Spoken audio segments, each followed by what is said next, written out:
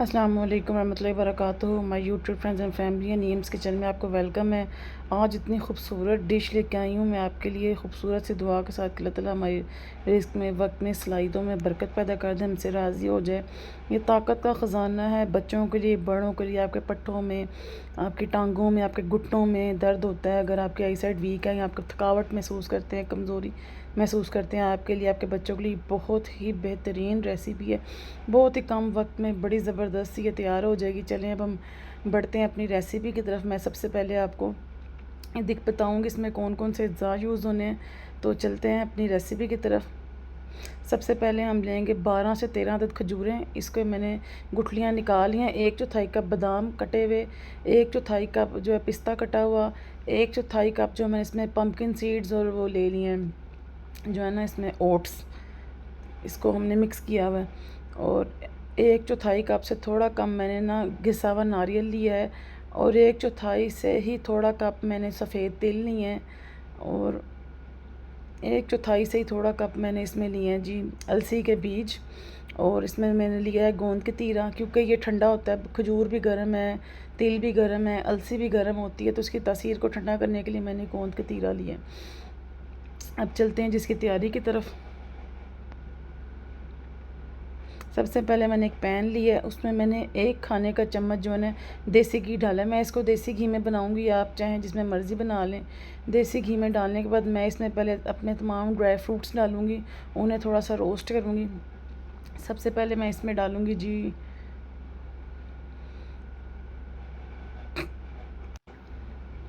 बादाम कटे हुए,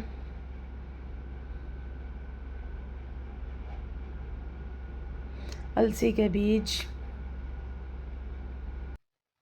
सफ़ेद तिल, नारियल अपना घिसा हुआ, और बादाम कटे हुए और डालूँगी, पिस्ता डालूँगी, और इनको अच्छे तरीके से ना 3-4 मिनट के लिए मैंने इनको रोस्ट कर देना है। बहुत ज़्यादा पकाना नहीं, बस हल्का सा रोस्ट करना है कि इनकी खुशबू आने लग जाए और ये थोड़े से क्रिस्प हो जाए। बस इतना को इनको मैंने 3-4 मिनट के लिए रोस्ट करना है, और इनको घुमा फिरा के रोस्ट करें ताकि ये हर साइड से रोस्ट हो जाए।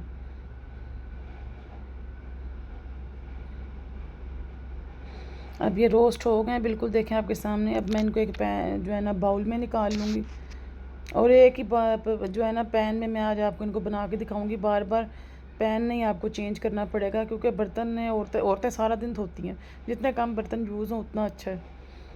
अभी मैं पैन में निकालूंगी। उसी पैन में मैंने 1 खाने का चम्मच और देसी घी, उसमें ये मैं गोंद कतीरा डाल दूँगी और इसको रोस्ट कर लूँगी। इसको भी चला चला के रोस्ट करूँगी। देखें अब ये सामने एक जो है ना कितना खूबसूरत सा फूल बन गया, फूल के गोंद कतीरे का। इसी तरह हमने इन सारों को तब तक इनको मैंने रोस्ट करना है जब तक ये फूल ना जाए, यानी अपनी मकदार से डबल ना हो जाए, जैसे गुब्बारे की तरह। वो देखें सफ़ेद सा सामने फूलना शुरू हो गया। इसी तरह जब सारे फूल जाएंगे तो फिर से भी मैं एक बाउल में निकाल लूँगी।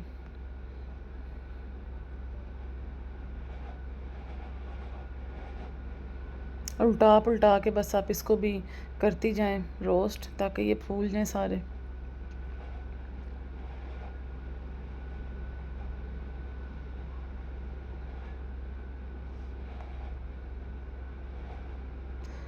तब तक अगर आपको हमारी रेसिपी पसंद है, इसको लाइक करें, शेयर करें, सब्सक्राइब करें, ताकि हमें मोटिवेशन मिलती रहे। और इस रेसिपी को आप ज़रूर ट्राई करें। यकीन करें आप में इतनी ताकत आएगी ना कि आप खुद महसूस करेंगे कि आपको इससे फ़र्क पड़ रहा है। और आपने एक दिन में एक ही खाना है, एक से ज़्यादा नहीं खाना, क्योंकि कोई भी चीज़ हम मकदार में जब ज़्यादा खाएँगे तो हमारी सेहत के लिए नुकसानदेह होती है। देखें इतनी देर में बातों बातों में ये रोस्ट हो गए। अब इन्हें भी मैं एक बाउल में निकाल लूँगी।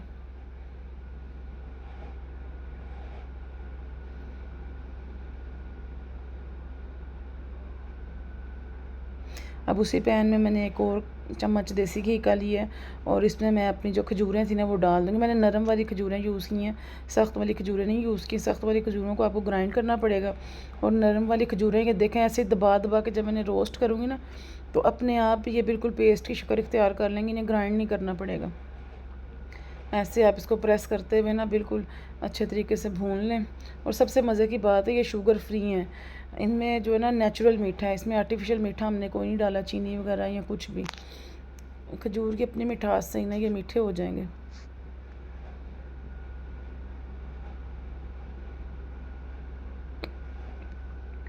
अच्छी तरह से दबा दबा के आप इसको रोस्ट करें ताकि ये पेस्ट की शक्ल इख्तियार कर लें।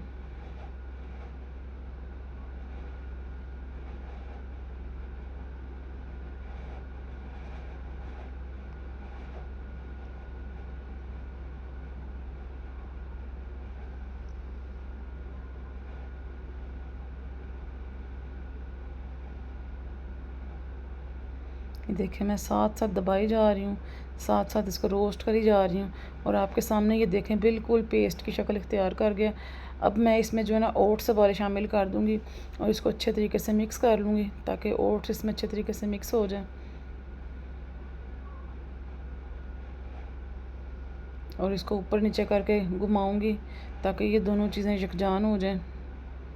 अलसी है वो हमारे बालों के लिए, हमारी स्किन के लिए अच्छी होती है, ओट्स अच्छे होते हैं, पम्पकिन सीड्स हमारी सेहत के लिए बहुत अच्छे होते हैं और खजूर तो वैसे ही ताकत का ख़जाना है। अब मैं इसको थोड़ा सी खुशबू देने के लिए थोड़ी सी इसमें सौंफ ऐड कर दूँगी, 1 से 2 खाने के चम्मच। इसको अच्छे तरीके से मिक्स करूँगी। अब ये देखें आपके सामने बिल्कुल सारी चीज़ें मिक्स हो गई हैं। अब इसे मैं एक बाउल में निकाल लूँगी।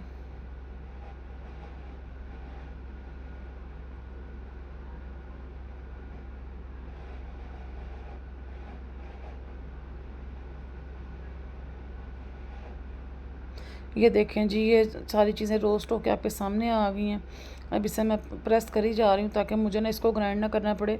लेकिन जो नट्स हैं ना इनको मैं हल्का सा दरदरा सा जो है ना पीस लूँगी मसाले वाली डब्बी में ना, गोंद के तीरे की वजह से, क्योंकि ये साबुत रहेगा तो फिर ये जो है ना मिक्स नहीं होगा। हल्का सा दरदरा सा पीसना है, बिल्कुल पाउडर नहीं बनाना है इसका। 1 से 2 मिनट के लिए आप इसको दबाएं उठाएं, मुसलसल मशीन ना चलाएं। ये देखें बिल्कुल दरदरा सा मैंने इसको पीस लिया, पाउडर नहीं बनाया। अब ये थोड़ा सा ठंडा हो जाता है तो मैंने इसमें ये खजूरों वाला सामान जो है वो इसी में शामिल कर दूँगी। ये देखें बिल्कुल प्रेस कर कर के मैंने किस तरह उसको एक पेस्ट की शक्ल दे दी है। ऐसे लग रहा है जैसे ग्राइंड की हुई है। नरम वाली खजूरें थी ना तो जल्दी से हो गई हैं, सख्त होती तो फिर मुश्किल होनी थी। ये देखें उठाने से ही पता लग रहा है कि किस तरह पेस्ट बन गया।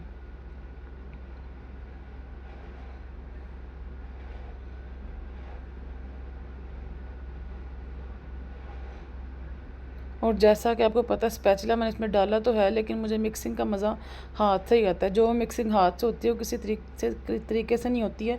अभी ये थोड़ा सा नीम गर्म ही है, बिल्कुल ठंडा मैंने इसको नहीं किया, क्योंकि नीम गर्म को अगर आप मिक्स कर लेंगे ना तो ये नट्स इसमें अच्छे तरीके से मिक्स हो जाएंगे। अच्छे तरीके से इसको मिक्स करूँगी कि तमाम अज्जा जो है इसके यकजान हो जाए।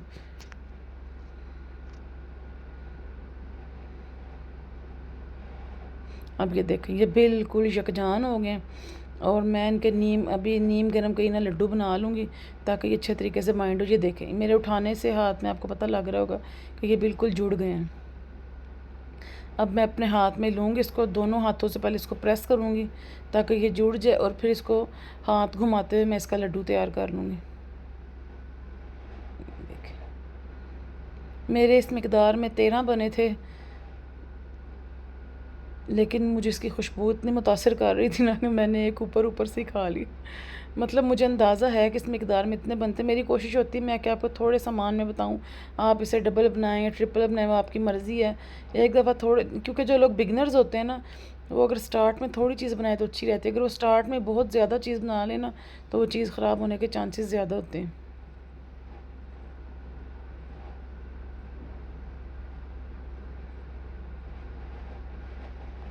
इस तरह से मैं अपने तमाम लड्डू तैयार कर लूँगी।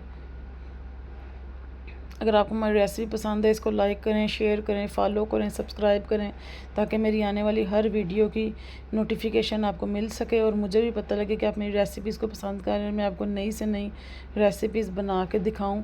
इसे आप अपने बच्चों को दें, सुबह नाश्ते में आप दूध के साथ लें या बच्चों को दें, लेकिन कोशिश करें कि एक ही खाएँ। मैंने थोड़ा साइज़ छोटा रखा है क्योंकि घर में कोई एक बच्चा ऐसा होता है जिसका एक पीस से गुजारा नहीं होता, उसको अगर हम 2 भी दे देंगे तो कोई मसला नहीं होगा। और ये फ़ाइनल लुक आपके सामने है। उम्मीद करती हूँ आपको ये पसंद आई होगी। इसको ज़रूर बनाएं और ज़रूर खाएं। ये समझें फ्री की मेडिसन है। मतलब इसकी चीज़ें ख़रीदने पे तो जो है रकम लगती सो लगती है, लेकिन हमें वो मेडिसन नहीं ख़रीदनी पड़ती ताकत के लिए कि जो हमें डॉक्टर के पास जा के लेनी पड़े। ये आप घर में ख़ुद बनाएं, ख़ुद भी खाएं, अपने बच्चों को भी खिलाएं, इसको खूब इंजॉय करें, अपने दोस्तों के साथ इसको शेयर करें। ये देखें जी, फाइनल लुक बिल्कुल आपके सामने और कितनी ज़बरदस्त बनी है। ये 12 लड्डू हैं। मिलते हैं नेक्स्ट रेसिपी में इंशाल्लाह। अस्सलामु अलैकुम रहमतुल्लाहि व बरकातुहू।